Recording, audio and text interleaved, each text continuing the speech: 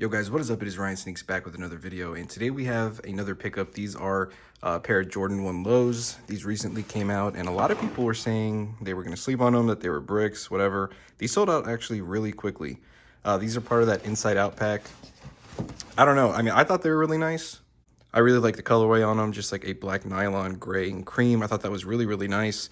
But a lot of people were just saying, you know, they're going to sit. It's whatever.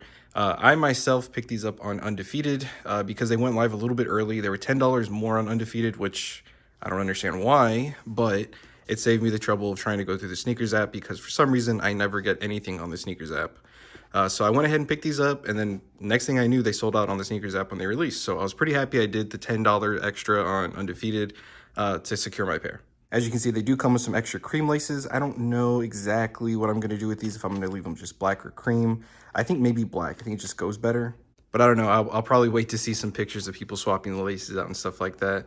If it does look better with cream, I'll try it out. As you can see on the bottom here, there is like a little stain. It might just be like glue or something. I'm not 100% sure, but I mean, Jordan brand and their quality has kind of gone downhill since, so I haven't really picked up too many.